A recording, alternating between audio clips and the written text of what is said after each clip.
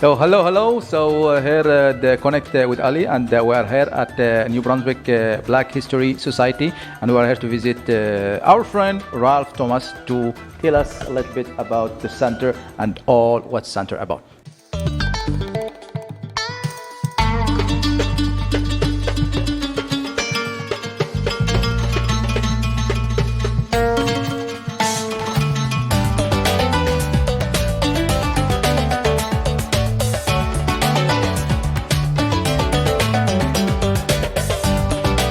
Welcome to Connect with Ali's show on the road, and here with my friend Ralph, and we are joining New Brunswick Black History Society Center, and he's going to give us a tour and introduce us to this beautiful center. Ali, it's good to have you, and thank you very much for thinking of us. We just want to show New Brunswick that there is a Black History Society Center now, and we're up and running. We hope to be collecting all the Black history from around the province, putting it together in one place. But in the beginning, we would like to do what you see here. We start out with St. John. As we know, some of the boats and ships that came here in the 1700s and the 1800s started here in St. John, and then people were dispatched out throughout New Brunswick.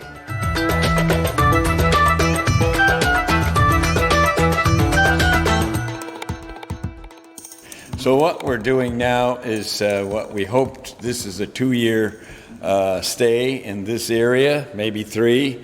And then when the new museums are built, we like to be a part of it. And that's some of the things that we're working on now with both levels of government. Amazing. So what inspired you to start this or to be part of this, Ralph? Well, I've always been interested in history, but my biggest push came when I was involved with King's Landing. And in King's Landing, they had built a house that was called the Gordon House. Mm-hmm. And I didn't realize that a black loyalist had built his own house. So therefore, that was one of the first things, or a first connection with black history, depicting a black family who had their own house. Mm-hmm. And that was when really my heart and mind opened up to, well, what else is going on in the province of New Brunswick that we don't know about and the rest of New Brunswickers don't know about. So that was the start, and that was 2009.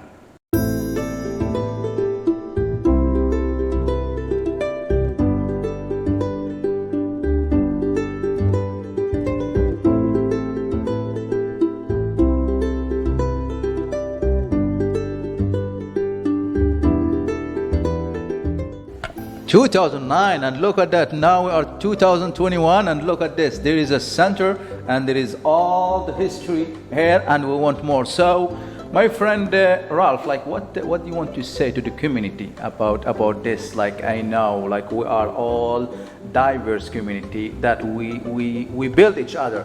We built Canada, and we built New Brunswick, and the Black community. We want people to know more about this. So, what's the mission? Your mission, that's for us. Well, our mission really is to tell people we want to collect. The mission says we collect all the information about black history. We put it together, we record it, we put it wherever people can find it, whether it be museums, whether it be in the library, whether it be in a center like this. As you are aware, there's no huge black history center in the province of New Brunswick. This is a start. And with this, we want to go from what you see now to go and end up in a museum, whether it be the New Brunswick Museum or whether it be a building that we call our museum, but we have to have our history told. And yes, diversity started in the 1700s. When I take you around the tour, you will see what I'm talking about. And you know, an hour from here, diversity started when the Quakers and the black folks came together and lived in harmony.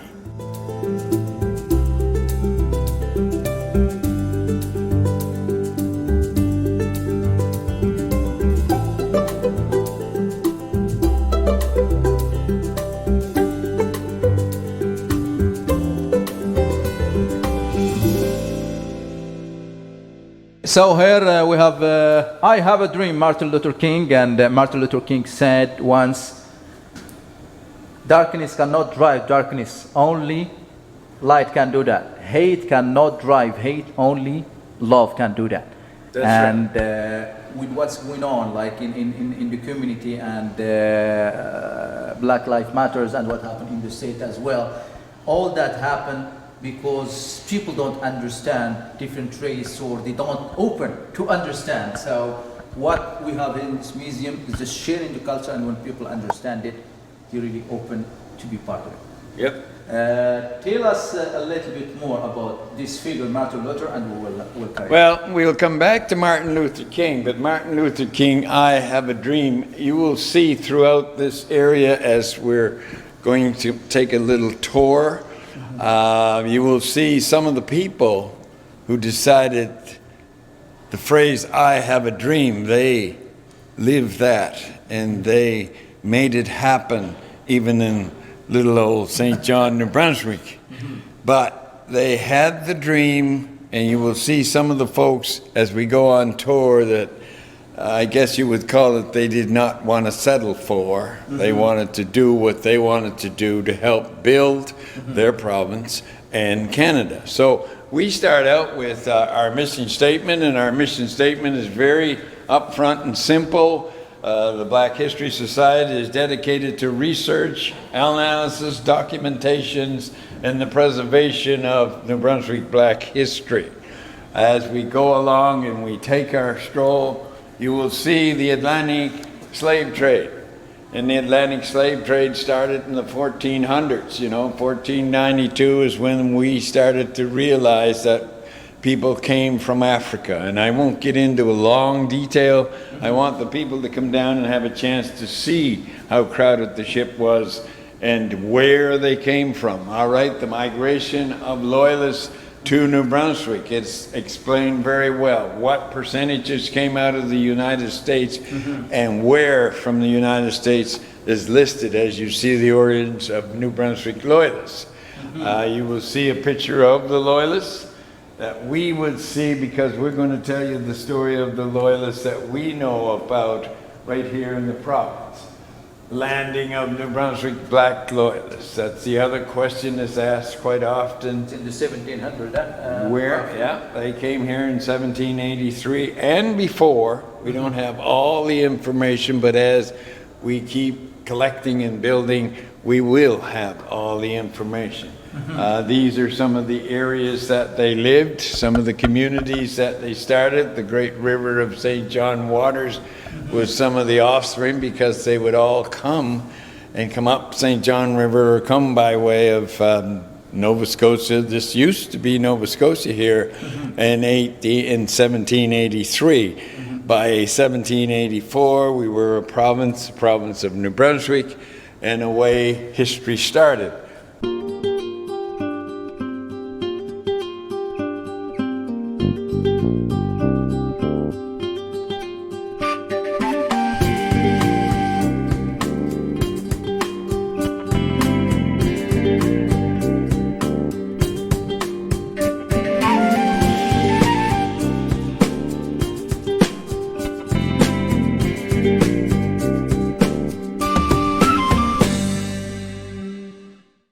As we come around the corner, the question is always asked, who were the Black Loyalists? We then get a chance to explain that to people. They came from all areas, and the Black Loyalists were most of them were slaves when they got here, the same as the refugees, and from there they grew. But they didn't grow equally like we're practicing today when people come together. Diversity is bringing us together, and hopefully with more concern than, oh, who's he and why is he here and he's going to take my land. They don't worry about that. We don't worry about that anymore. We want to come together. As one. Yes. So, you know, when I say, who were the Black Loyalists? How did they come? We often think of Loyalists as white folks. And black folks came with the white folks. And most of them, we're sorry to say, were either servants or slaves.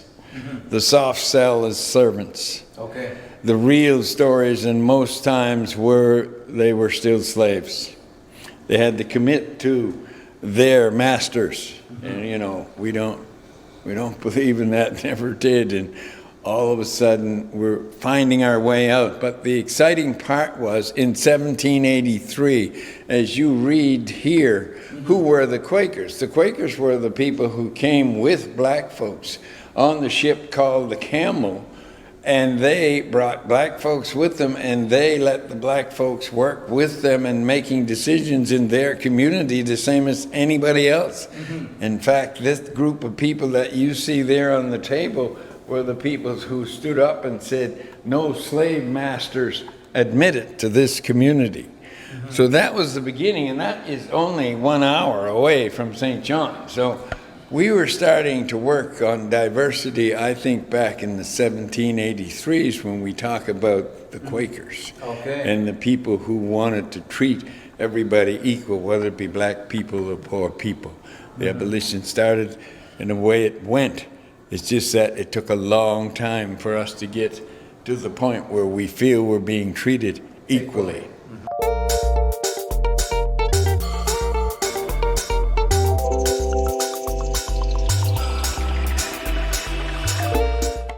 Black settlements, where were they? They were in Willow Grove, they were in Fredericton, they were in Grand Bay, Westfield, they were in Beaver Harbor.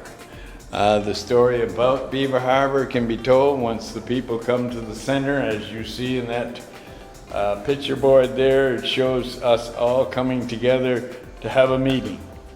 So everything is explained here, Ralph, like with picture. Everything explained with picture and history, and it's amazing. It's big, so people can have like a diversity and really learn from the beginning how all the black people landed in Nova Scotia and how come to New Brunswick. Yeah, they came, they landed in Nova Scotia in greater numbers than they did in New Brunswick, but New Brunswick still has his black history, and some of it is different than that of Nova Scotia, but the numbers of people coming to Nova Scotia is far greater. They have a wonderful history, and they've got all kinds of buildings and places that will tell their story, and it's a wonderful, it's a wonderful opportunity to go to their places because you learn so much as well. But little did they know that our little New Brunswick has a lot of black history to be told, and some outstanding people who helped build the province and helped build Canada.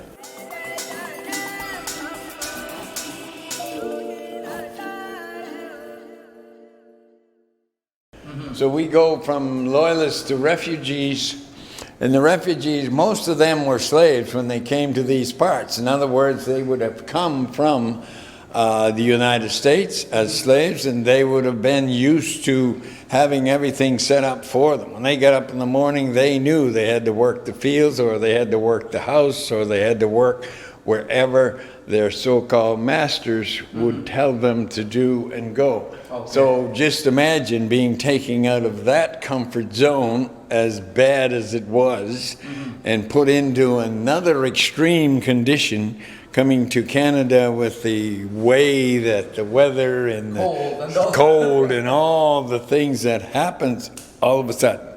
So they are people who deserves an awful lot of credit of their perseverance, their sticking to itness. It's just unbelievable how they survived that time.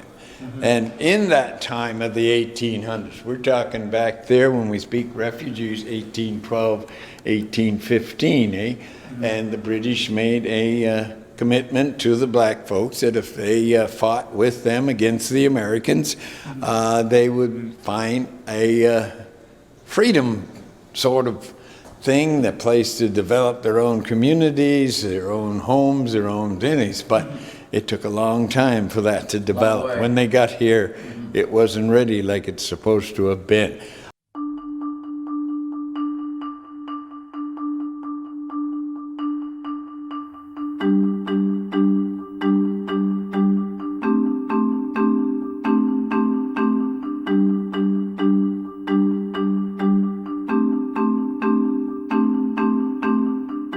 I don't want to give everybody too much information because we want them to come. But Underground Railroad, you can see some of the pictures there. The picture boards explains how people came in crates.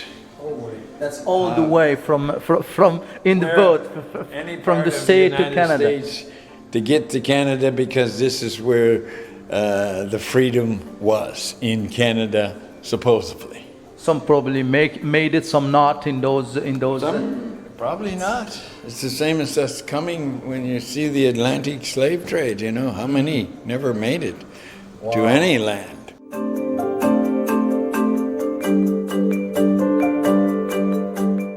But getting back to the Underground Railroad, it was another system. We always remembered being told what little black information we got or black history we got. We've always been told about Harriet Truman and how Tubman, she came to the force when she helped people go to safety or go to the free land, as it was told.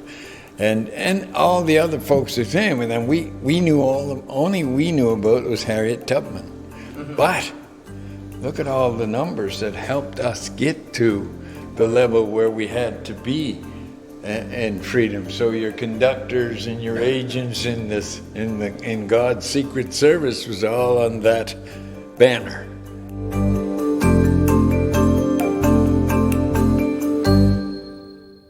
Imagine the faith they would have to rely on some of these people who said, here's a place to go, and it will be yours, and you'll be free. You know, imagine the faith in the people they had, and then the faith that they could do it, and all the hard work to get there.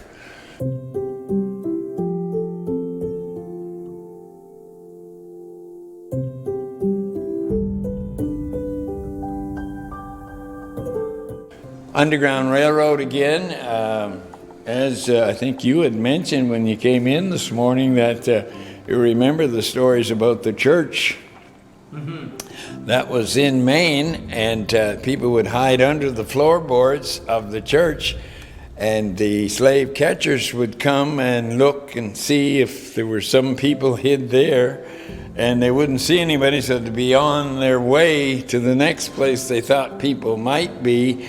And that's a part of the history when you go every October about the hike that Joe G puts on every year in Perth Andover.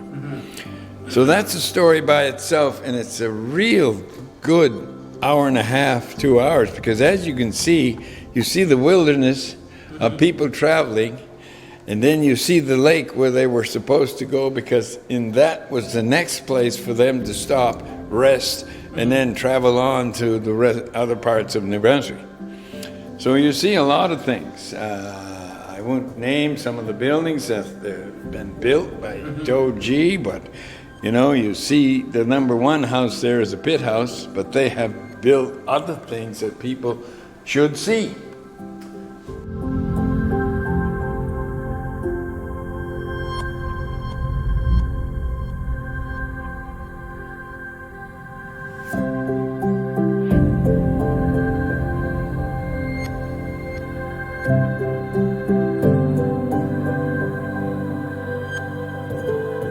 So that's some of the struggle, and a little brighter light, but still it talks about runaway slaves.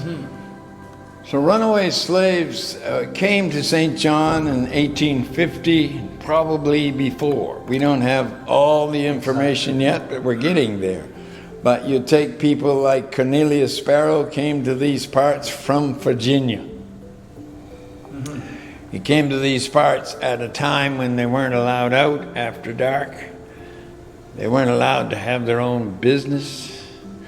They weren't allowed to do a whole lot of things unless it was okayed by a white person of authority that would go to bat for them and say, yes, it's all right, he's a person that can be safe, you can be safe with, or you don't have to worry about anything. And then to get permission from these people. But Cornelius Sparrow proved a point early in the 1800s, he proved that people, if you show people how to improve your standards, like if I can show you how to make an extra $1,000 a week, would you not be interested? And yes, they would. Yeah, for sure. And right off the bat, I'm thinking, and I don't know whether it's in writing or not, but I'm thinking he showed people how to make an extra dollar because he could do the fancy foods, and he could do what you do with fish in places like Mississippi and Alabama and all those places now where you go to visit, and how extreme those meals are and the way they cook things. He brought that in the 1800s to a little place like St. John. So if I may, I'm going to go over to this and show you that he came to these parts in St. John. He spent 5 years working as a laborer. In that time, he developed the Victoria Dining Saloon. He developed the restaurant for ladies and gents. And up top, it was a hairdressing place. He developed that. He was also one of the biggest developers in the city.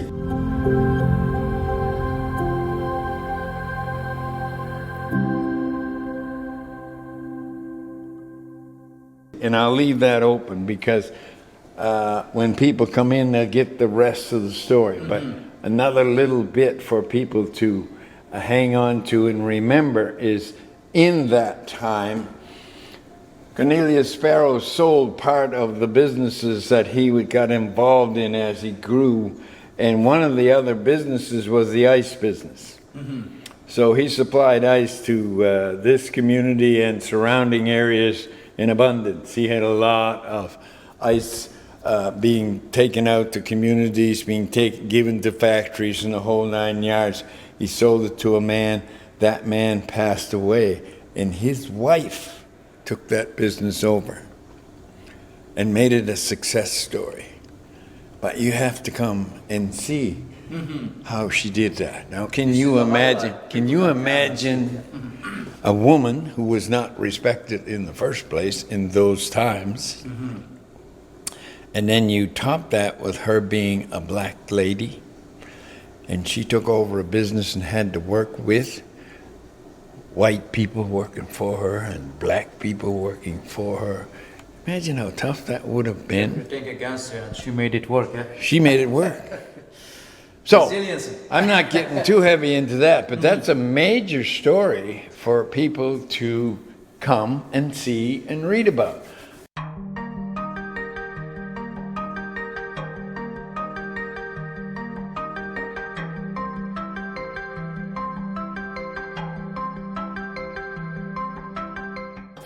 Most people know about our war veterans. Our poor war veterans had to fight to join the army to fight for their country. Or in the 1900 now, Ralph, huh? Yeah, we're starting to move along. But even then, it wasn't. You know, we're looking at 1916 and those times in the 1800s alone was giving us enough trouble. But now in the 90s, we're still denied the fact that we can go and fight for our own country. They sent us to the front line with picks and shovels, as that banner tells you. Picture book, I should tell you, the picture boards. They tell us the story of how they go, and they show us the pictures. So going to the front line with picks and shovels to dig the trenches for the other soldiers.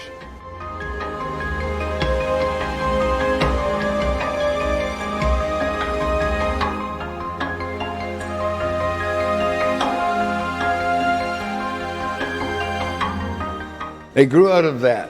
And these, I'm not getting too heavy into that, but a lot of St. John's, a lot of New Brunswickers, and a lot of Americans fought in that war, the number 2 construction.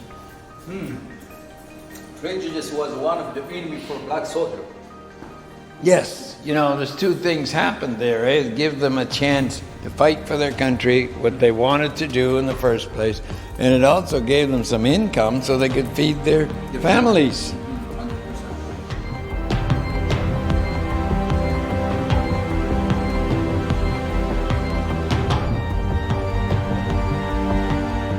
Black stamp depicting a black person or persons. And it's a long time coming. We had some questions about who should be honored first. Was it the first person that went to university? Was it the first doctor? Was it the first lawyer? No, it was the people, ordinary people who came to these parts and built our community. That's how our history started in Willow Grove.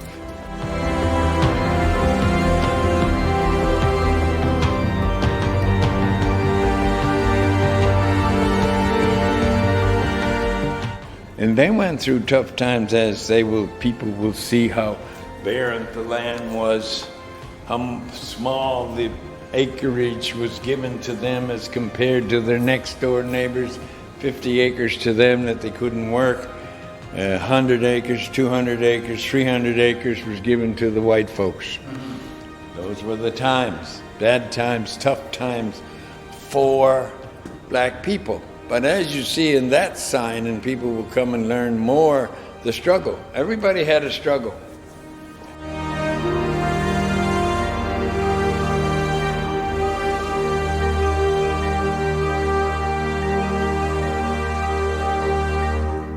You know, that came to these parts in the early times. If you were a loyalist, you would have struggles. If you were Irish, you had struggles. If you were French, you had a struggle, because people didn't take to you right away like they do today. Refugees come today, and we talk about diversity. Diversity started, we realize, around here, but now we're getting serious about it.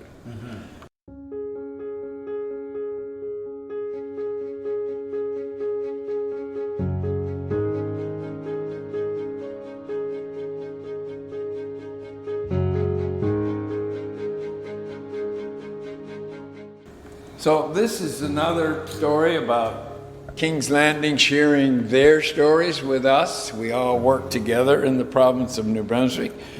And King's Landing, who is beyond Fredericton a bit, an hour away from Fredericton, and they have their own black stories to tell about the loyalists that came, the refugees that came. And as we walk around the room, we go across here.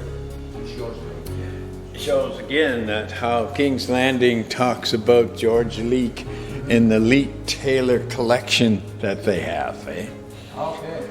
And in the beginning I talked about the Gordon House, and you will see that over in the corner to the left.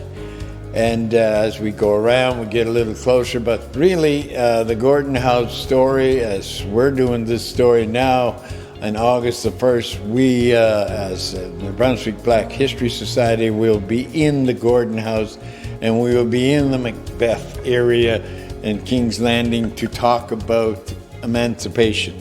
Okay. And that will be another part of King's Landing getting on side and telling the Black history story along with the rest of the stories that they tell. They do a great job in promoting and showing all history. All the history. Yeah.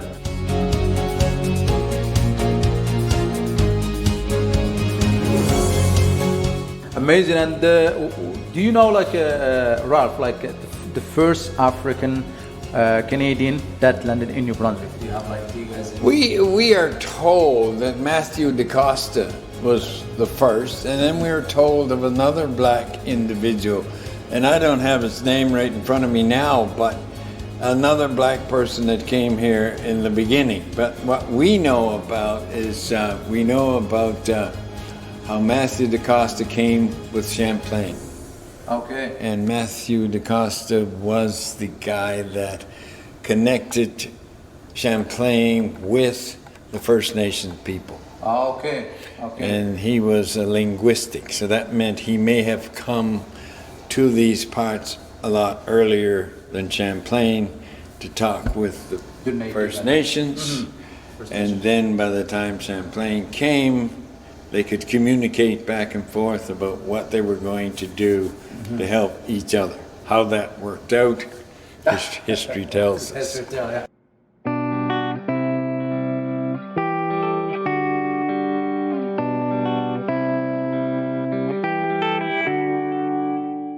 Africa is the home of my ancestors and many others who are in the province of New Brunswick, and it starts there.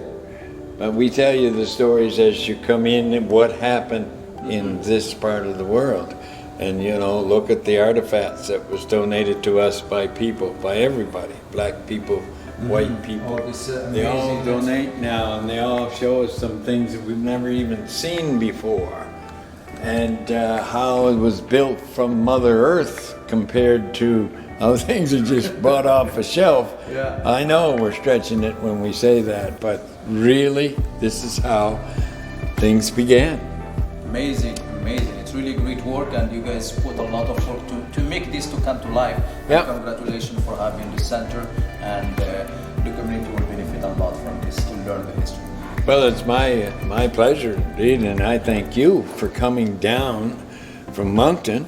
And I'm glad we met 2 years ago. Yeah, exactly. Because you remembered us and seeing what we were doing in the New Brunswick Black History Society. So we really appreciate all the help we can get to tell our story and let people know, hey, we've got some history for to show you now. So that's wonderful. Amazing, amazing. Thank you very much.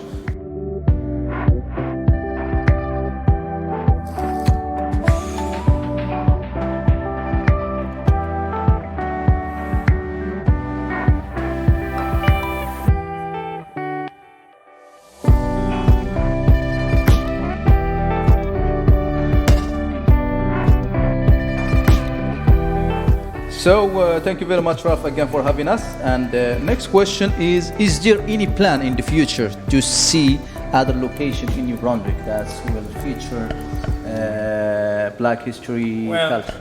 Yeah, our plans are, and we've been talking to both levels of government, whether it be here, St. John, and the province of New Brunswick, and we've been talking to the folks, and they're very interested in Black history as they are everything else that goes on in our province.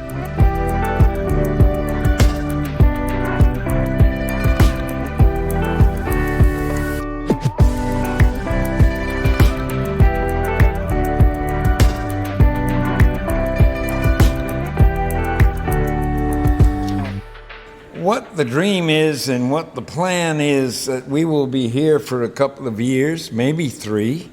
And then we hope to move on in a space supplied to us by the New Brunswick Museum. And we hope by then there's going to be a new place, a new home for the museum, and we want to be a part of it. So we've talked about it openly, and they've come and seen what's here, and as you see on the wall, we had the grand opening, and we had some of the officials here that helped us get to where we are. So, you know, it's not just only the governments and the 2 levels that help us to do what we do, but we have other folks that come to the table as well. And whether it be a fundraiser or whether it be just people interested, like, you know, we have Sisters of Charity, for example, the wonderful people, wonderful ladies who wants to know everything going on in the community and how can they help.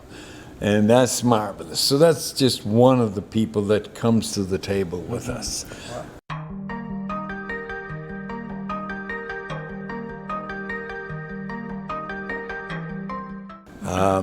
Some of our things, you say what we dream of in the future, what is our plans? You know, one of our dreams came true not too long ago when they took A.B. Walker and finally give him a headstone to recognize that he was here and that he did make a difference when he spoke out against people holding him down because of the color of his skin. A.B. Walker was studied to be a lawyer.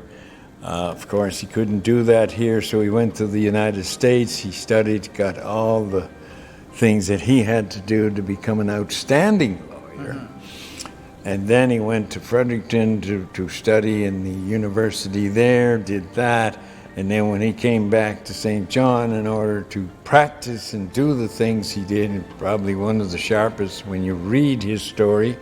We have his book, you know, Peter Little wrote the book about A.B. Walker, and it's just a fantastic story of really, I guess, how you would describe him, he would be our early Martin Luther King, because he stood up against the odds when they wouldn't work with him because of his color. They wouldn't hire him because of his color. So he did whatever was next to I guess, bring up a family. He had a family. He had lodging to take care of and everything, same as everybody else. So he did things working in the courthouse, but they wouldn't let him practice. So those are some of the stories. And as you see, we have gone so far, and I say we, Peter Little again was the guy that said, I want to dig deeper and find out about A.B. Walker. He did that. And, because of that effort by the Black History Society, and Peter really was the one that got into the trenches and dug out the true story of him. And, with that effort, he became a member of the Order of New Brunswick. He's got a new headstone, like I just said, because of the law firm in the city of St. John. He never gave up. Resilience. His spirit is still working with us here, and getting into the minds of people to say, hey, that was wrong and we want to correct it. So that's one of the stories that's going on. The biggest story is the fact that we have a place. We compare ourselves with the rest of other provinces in Canada, and we are way behind.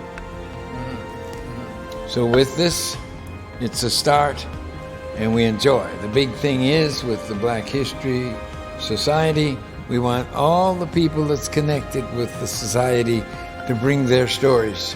And whether it be in Moncton, or whether it be in Fredericton, or whether it be in St. John, let's get our stories all together. Let's have places like this at those centers, and let's get the job done so that we can move into the new New Brunswick Museum when it's built.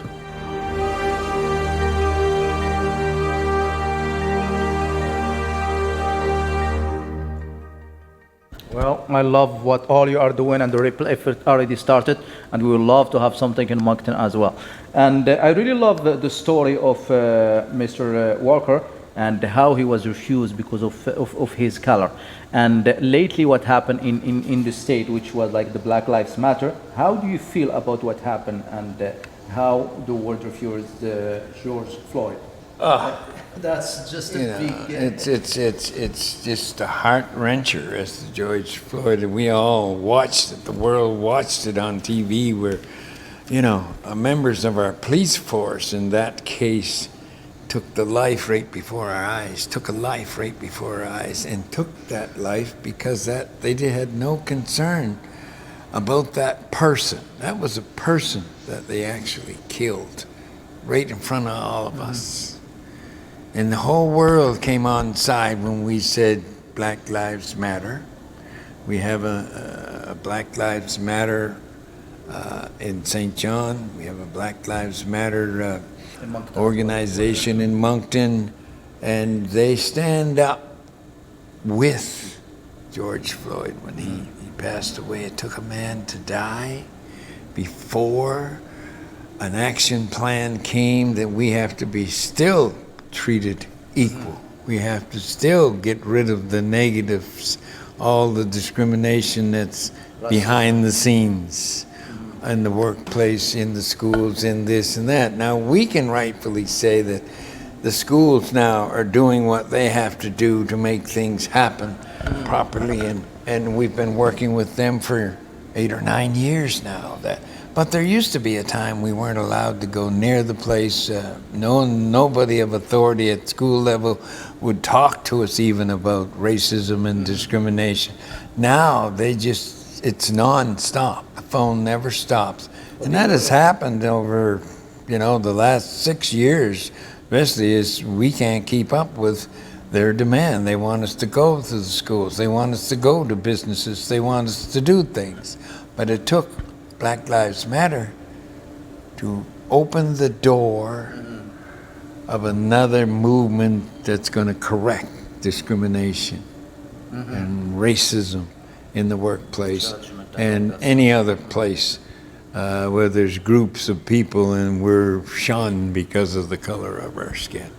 Well, I'm really proud of all you are doing, because racism, discrimination, judgment, and hate those are tough topics to talk about.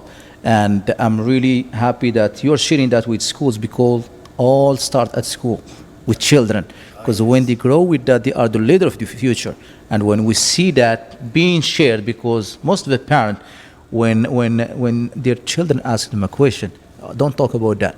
Yep. Don't say that. They already putting in their head that's something big. It's a tough topic. Don't talk about it. But right. when they start an early age, they become open. If they see something, they stand against it. If they say somebody hates somebody or racism, they will stop it right away. And that's what we want. We don't want till something happened, then we all come out and say that shouldn't happen and stuff like that. Yeah.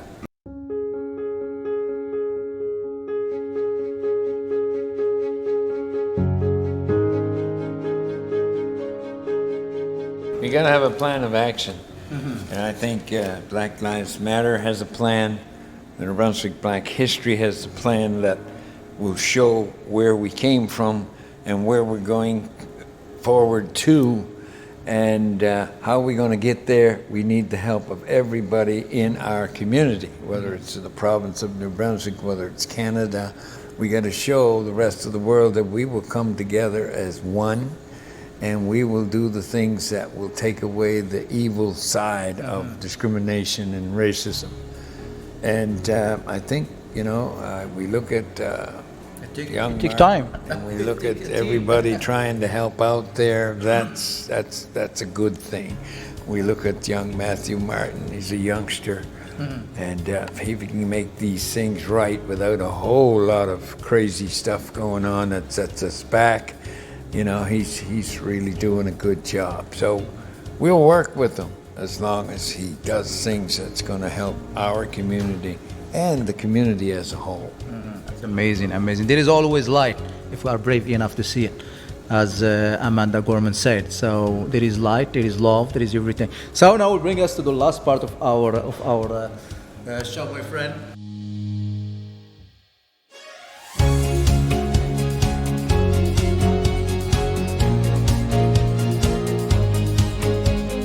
In 2 words or 3 words, what do you say, or what does prejudice mean to you?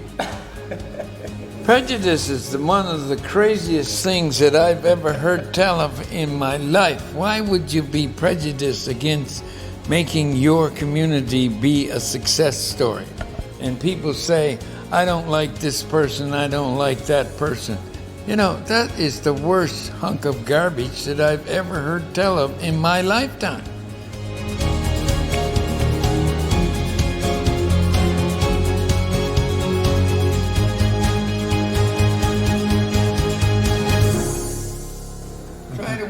Your neighbors, because guess what? When the dust settles, both of you win.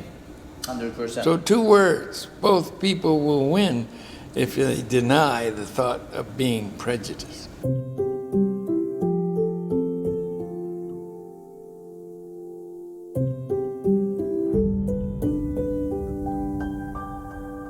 Darkness.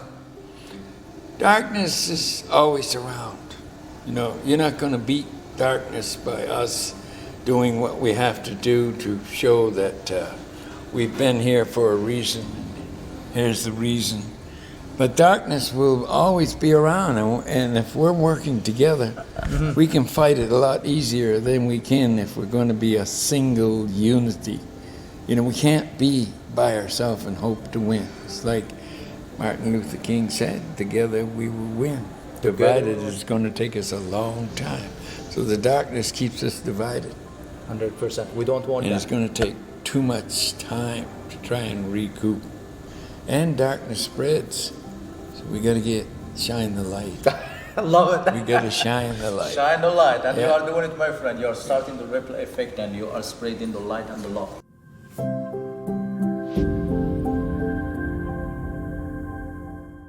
Hate.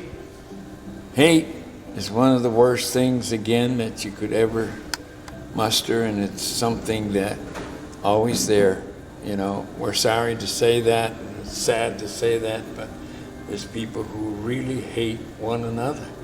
And until we change that one person at a time, we'll win. But if we don't keep trying and keep fighting against hate, prejudice, discrimination, all those things, because they come together and they cause hate. When you look at the people on TV and see these idiots hollering and screeching at our people, yours and mine, hauling and calling us names, and they hate. The heart has been, I don't know how you describe it, really. But the heart is so evil, it can stand up in front of another human being and use foul language and use nasty names to degrade them.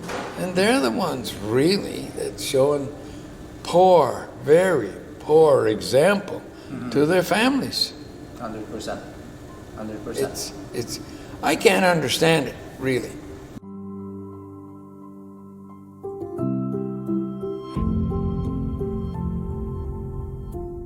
Racism. Last one. Racism is still going to be with us for a while. I don't think you're going to snap your finger and you're going to make it change, but we can make it stop one person at a time, like we talked about as we walked around. And everybody knows that if you talk to people, I've had people talk to me that's used to using the N-word, for example, and immediately I say the thing, hey, listen, if you and I are going to keep talking about this subject, you have to fix your vocabulary so that we can do it. If not, we can no longer talk to one another. And when that happens, it's surprising, but I'm not banging tables and we're not fighting with each other or hollering. We're just talking, hey, I wish you would never say that again in front of me.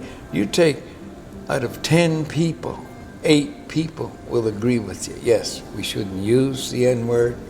We shouldn't have been using the N-word. We understand now how it hurts you, how it hurts students to even talk about it.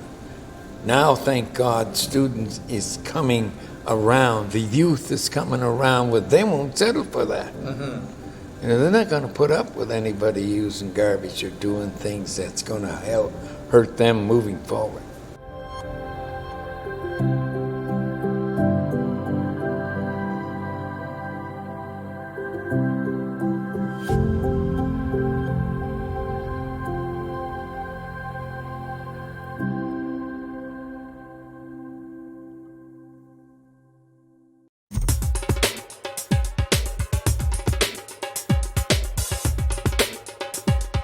Love what you are saying, my friend. And time is up. We need to take action. What happened in the state with George Floyd and what happened in Ontario with all those Muslims, because you were dressed up, because you are different. You were killed for their dress, for their religion, because Muslim. I will finish with what my mother used to say: always choose love over hate, and light over darkness, and compassion over judgment. Yes. And that's the message we'd like to finish with. We are all into this together, and we need to stand up for what is right.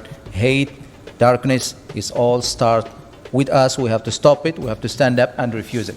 My friend Ralph, That's right. thank you very much. Hey. It was an amazing. My pleasure. And Thank you for enlighten coming. us. We will come again. We will send people. It's just an amazing place, and we need to educate ourselves. It's all about education.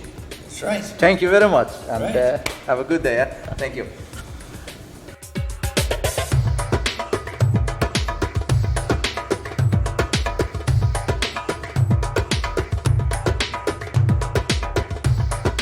Let's dice together, and today I have my friend Omar Moranda all the way in St. John, New Brunswick. Welcome, Omar. Thank you so much. Welcome, guys. Thank you. So thank you for having us, and tell us a little bit about Omar. Who is Omar, and your story, your journey from an immigrant all the way to be the president of the Union Youth Newcomer. Yeah. So, my name is Omar, young guy. I born in Palestine, in Gaza City. Then I grew up in Syria until when I was like 18. Then I moved to Lebanon. I spent 2 years there, and then I came here under my uncle and my auntie's sponsorship. Okay. Which year you came to St. John? Yeah, I came to St. John in New Brunswick. Yeah, directly Which year was that?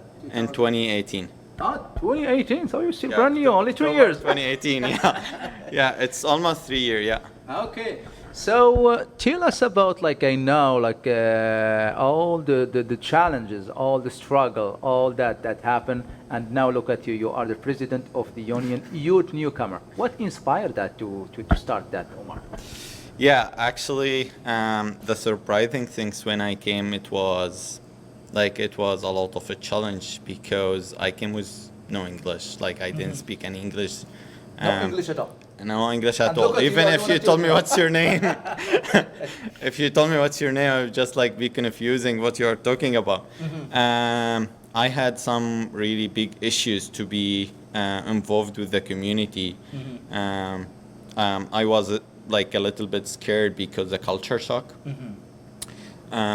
But then I just like stay by myself and like I need to figure it out. I need to go out. I need to build my life here. Like minimum you will stay here like maximum sorry minimum you will stay here for 3 years until when you have your citizen, right? So this is like like you couldn't go anywhere else. So where I can spend this 3 year. Then you can decide if you are going to live here or not. But let's talk about the 3 year you are coming for a citizen, right? So I was scared in the beginning, and then I decided to just go out, don't scare, meet new people, even study by YouTube. I joined YMCA as a level 1. After 1 month, I start my level 3. Wow. Yeah, and then I joined the employment program in New Brunswick. It's called the Skills Launcher Program from MPA, and New Brunswick Multicultural Council.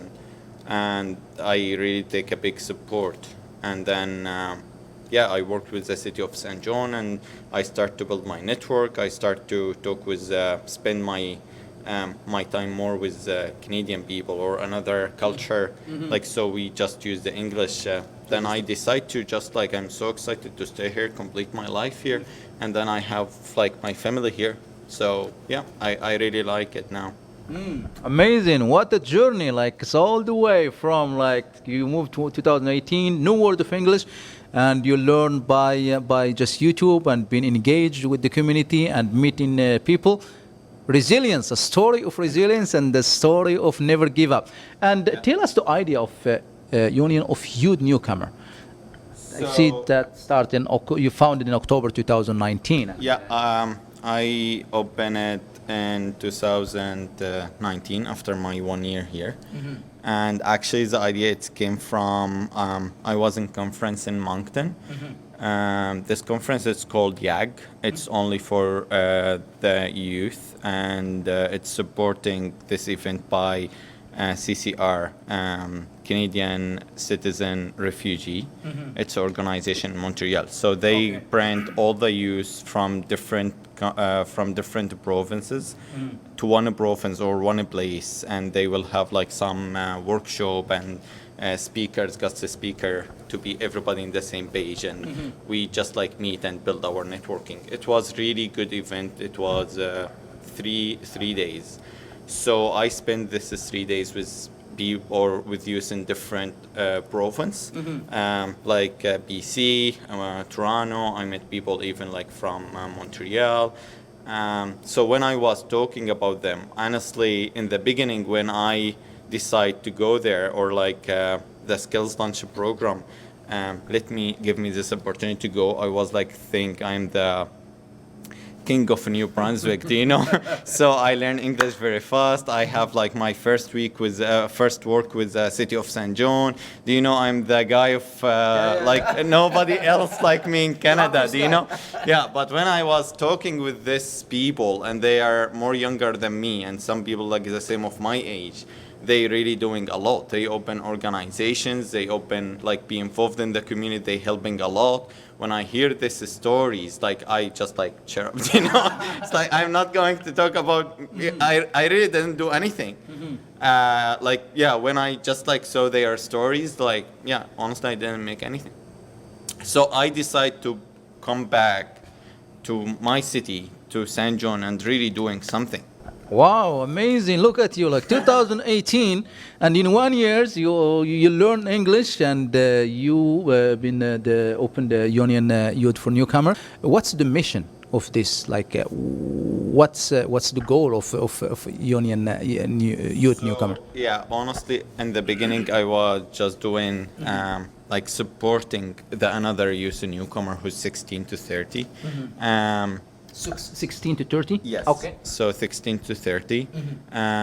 If you think about it, and even it's my experience as well, the high school don't accept anybody out of like above 21. Yeah, they don't accept anyone. Even if you joined in 20, after a year, they will let you to like just, yeah, because they, yeah. For youth and newcomer, it's hard to join high school if you are like above 21. Okay. And also it's hard to like join MBCC and UMB. So where you can like go, right? Where you can learn, how you can. So you just only have volunteer opportunities. Like, and people really teach you, not just like, oh, please help me and that's it. No, I want to teach you what I'm going to do, why I'm doing this, you know? And actually it's good opportunity to the youth to show their skills to others, and maybe like people will hiring from that. And I had this experience. I hired by no interview. Yeah, I take some project, I work on it out of any interview. They just like offer in the phone.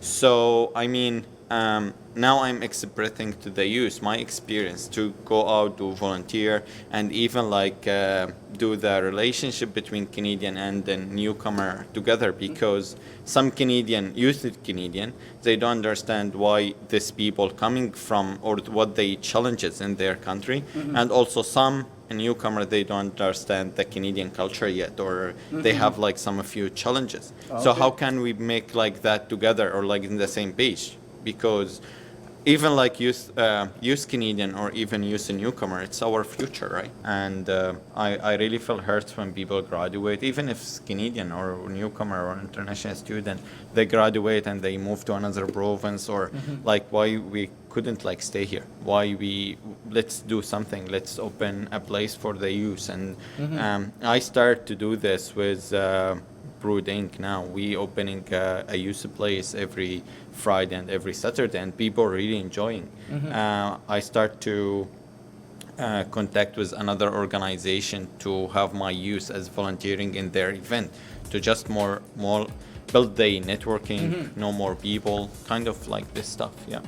Amazing. So after this, my friend, like what is next? Like what is your expectation for the future or for this organization?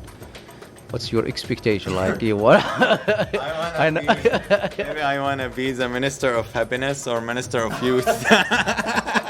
Yeah. I'm looking to be Minister of Youth maybe in the future. Why not? Why not? Well, after We one, don't have one, so exactly, yeah. please. So it's amazing. Keep up the good work, my friend. And it's you so I much. see you were volunteering a lot, like with the New Brunswick Black History Society as well, and with Brood as well. And Yeah. you are doing a lot of stuff in the community, and it shows. So keep up the good work, my friend. And we are proud of you, because this is what perseverance and resilience mean. Like, and now you speak good English, and you start your own organization, and the sky is the limit. Keep up the good work, my friend. I really appreciate it. And thank you for having us. for having us. Thank you. Thank Thanks. Good day.